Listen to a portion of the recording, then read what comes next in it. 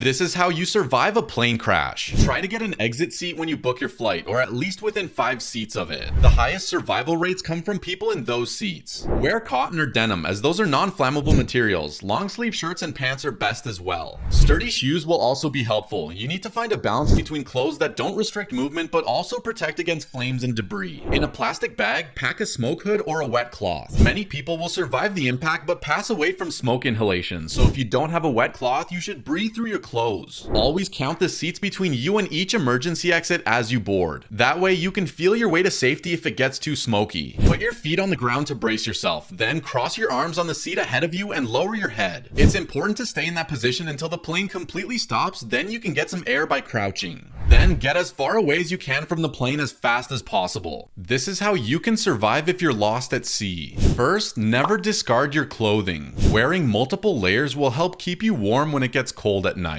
You should also never drink seawater. Instead, if you have a raincoat, use the hood of it to catch and store rainwater. Other ways to store rainwater would be rain boots or plastic bags. The shadow of a boat can be used to attract fish. If you want to catch them, use jewelry as a lure and then use your shoelaces as fishing line. Ease your boredom by cloud gazing, looking for different shapes and patterns. Also, don't forget to keep your eyes out for ships or planes. If you have a pocket mirror or smartphone, it will be able to reflect sunlight. And on a sunny day, that reflection can be seen up to 10 miles away. How to survive a lightning strike. The best way to survive a lightning strike is to avoid lightning. But when you can't avoid it and a strike is imminent, here's what you do. Crouch down like a catcher in baseball and tuck your head in. This will reduce the likelihood of being hit. Next up, cover your ears because the sound of a lightning strike could burst your eardrums. And lastly, make sure you're on the balls of your feet to reduce the surface area. By doing all of these steps, you might just survive a lightning strike. This is the only way to survive a tornado. If you see one outside, don't just stand there and look at it because at any moment it could switch directions and head towards you. So go into the basement of your house. Otherwise, get underneath something that can protect you from flying glass. If you're in a vehicle and not near your house, make sure your seatbelt is done up. And put anything you can find over top of you, clothes or a blanket, and make sure your skull is protected. And worst case, if you're not in a building or a vehicle, you need to find the lowest place you can, like a ditch, and then protect your head by covering it with your arms. And stay away from overpasses or bridges. You'll be safer because there'll be less things flying around. This is the only way to survive if you're buried alive. First, you're gonna want to try and stay as calm as possible, and whatever you do, don't panic. Also, you're gonna need to slow down your breathing so you don't use up what little valuable oxygen you have. Next, you need to find something hard, like a rock or your belt buckle. Now you can use this to bang on the coffin to make noise in case someone's walking by. If this doesn't work, the next step is to use a sharp object to make a hole at the top of the coffin. Once you've made the hole, you need to start pushing